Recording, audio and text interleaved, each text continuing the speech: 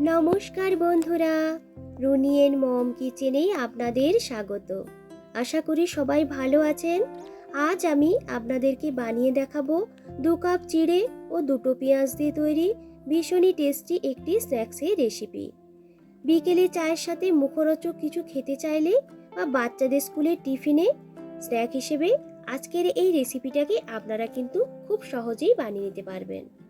একবার বানিয়ে নিলে বারবার করে বানাতে ইচ্ছে করবে, এতটাই টেস্টি তৈরি হয়। আশা করছি আজকের এই চিড়ের তৈরি স্ন্যাক্স রেসিপিটা আপনাদের পছন্দ হবে। একটা লাইক দিয়ে সম্পূর্ণ ভিডিওটা দেখে নেওয়ার অনুরোধ রইল।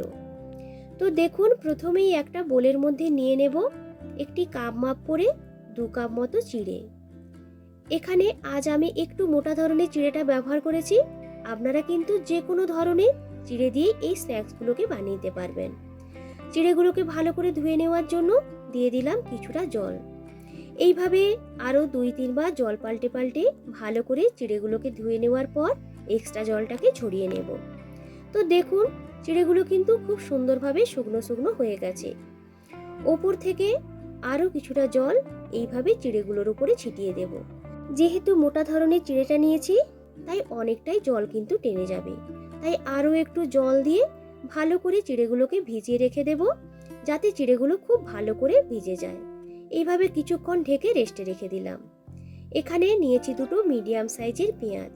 পেঁয়াজগুলোকে এইভাবে বড় বড় টুকরো করে কেটে নিয়েছি। খুব বেশি পাতলা করে কাটার কিন্তু দরকার নেই। এরপর একটা প্যান বসিয়ে দিয়েছি। প্যানের মধ্যে নিয়ে নিলাম 2 টেবিল চামচ রিফাইন অয়েল। তেলটা যখন একটু গরম হয়ে আসবে, দিয়ে দিলাম 1/2 টেবিল চামচ গোটা জিরে। কয়েক সেকেন্ডের মতো জিরেটাকে ভালো করে একটু ভেজে নেব। যখন জিরের মধ্যে থেকে একটা বেশ সুন্দর গন্ধ বের হতে শুরু করবে, তখন এর মধ্যে দিয়ে দিলাম কেটে রাখা পেঁয়াজগুলোকে। গ্যাসের ফ্লেমটাকে মিডিয়ামে রেখে পেঁয়াজগুলোকে বেশ একটু নরম করে ভেজে নেব। তো দেখুন, বেশ কিছুটা সময় পেঁয়াজগুলোকে ভেজে নিয়েছি। পেঁয়াজের কালারটাও চেঞ্জ হয়ে গেছে আর পেঁয়াজটা কিন্তু একটু নরম হয়ে গেছে। এই সময় এর মধ্যে দিয়ে দেব কুচিয়ে রাখা 1 টেবিল চামচ রসুন, আর ঝালের জন্য দিয়ে দেব একটা লঙ্কা কুচি। ঝালের পরিমাণটা আপনারা আপনাদের প্রয়োজন মতো দিয়ে দেবেন। আবারও সমস্ত কিছুকে ভালো করে মিশিয়ে একটু ভেজে নেব, যতক্ষণ না পর্যন্ত রসুনের কাঁচা গন্ধটা চলে যাচ্ছে।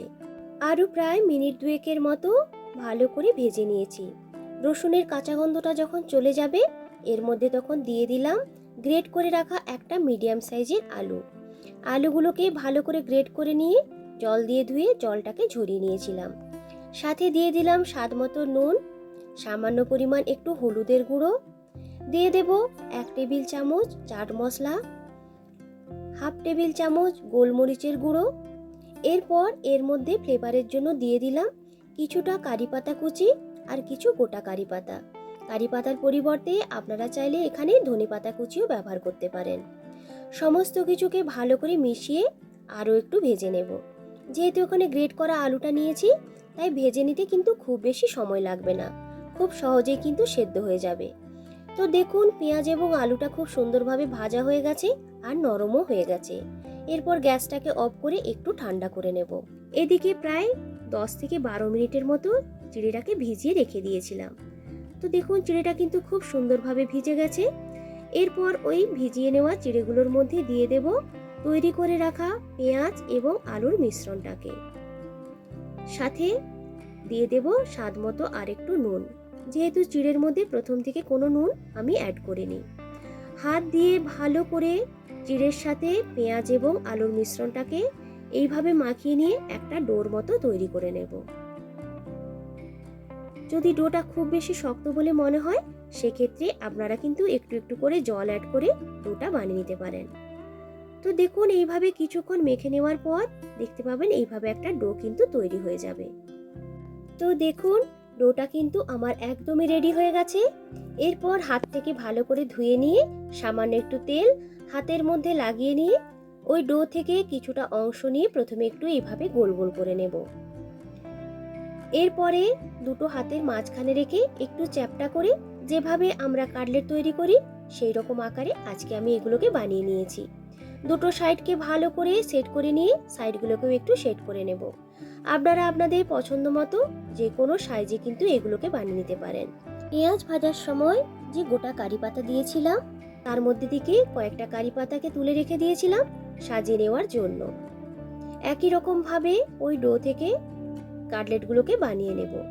হাতের কাছে থাকা সাধারণ কয়েকটি উপকরণ দিয়ে খুব সহজেই কিন্তু আজকের রেসিপিটাকে আপনারা বানিয়ে নিতে পারবেন, আর খেতে কিন্তু ভীষণই টেস্টি হয়। তো দেখুন একই রকম ভাবে সমস্তগুলো বানিয়ে নিয়েছি, দেখতে কতটা সুন্দর হয়েছে। তো চলুন এবারে এগুলোকে ভেজে নেওয়া যাক। প্রথমে আগে তেলটাকে বসিয়ে দিয়েছিলাম। তেলটা যখন খুব ভালো করে গরম হয়ে যাবে তখন গ্যাসের ফ্লেমটাকে মিডিয়ামে করে দিয়ে একটা একটা করে কাটলেটকে দিয়ে দেব ওই তেলের মধ্যে। যখন একটা দিক ভাজা হয়ে যাবে উল্টে দেব আরেকটা দিক ভেজে নেওয়ার জন্য। হাই ফ্লেমে কখনোই কিন্তু এগুলোকে ভাজবেন না, তাহলে ওপরের কোটিংটা পড়ে যাবে আর ভেতর পর্যন্ত কিন্তু ভাজা হবে না। তাই হাতে একটু সময় নিয়ে মিডিয়াম টু লো ফ্লেমে এইগুলোকে ভেজে নিতে হবে। আমার চ্যানেলে যারা নতুন বন্ধু আছেন, যারা এখনো আমার চ্যানেলটিকে সাবস্ক্রাইব করেননি, তাদের কাছে অনুরোধ রইল চ্যানেলটিকে সাবস্ক্রাইব করে আমার সাথে থাকার জন্য। পাশে থাকা বেল আইকনটি প্রেস করে রাখবেন। যখনই নতুন কোনো ভিডিও আপলোড করব তার নোটিফিকেশন কিন্তু আপনাদের কাছে চলে যাবে। তো দেখুন উল্টে পাল্টে বেশ একটু লালচে করে এইগুলোকে ভেজে নিয়েছি। এরপর তেল থেকে তুলে রেখে দেব একটা ছান্তার মধ্যে এক্সট্রা তেলটাকে ঝরিয়ে নেওয়ার জন্য। তৈরি হয়ে গেল 2 কাপ চিড়ে ও 2টো পেঁয়াজ দিয়ে তৈরি মুখরোচক স্ন্যাক্সের রেসিপি। তো বন্ধুরা, আজকের এই চিড়ে এবং পেঁয়াজ দিয়ে তৈরি স্ন্যাক্সের রেসিপিটা আপনাদের কেমন লাগলো অবশ্যই কিন্তু কমেন্ট করে জানাবেন। রেসিপিটা যদি ভালো লেগে থাকে একটা লাইক ও বন্ধুদের সঙ্গে বেশি বেশি করে শেয়ার করার অনুরোধ রইল। তো দেখুন উপরটা কতটা ক্রিস্পি তৈরি হয়েছে। আমি আপনাদেরকে একটা ভেঙে দেখাচ্ছি যে ভেতর পর্যন্ত কতটা সুন্দরভাবে কিন্তু ভাজা ভাজা হয়ে গেছে। পেঁয়াজ দেওয়ার কারণে এই স্ন্যাক্সগুলো কিন্তু পকোড়ার মতো খেতে লাগে। একবার অবশ্যই এভাবে বানিয়ে নেবেন। পুরনো বন্ধুদেরকে ধন্যবাদ জানিয়ে আবারও হাজির হব নতুন কোনো দিন নতুন করে রেসিপির ভিডিও নিয়ে। আজকের মতো টাটা।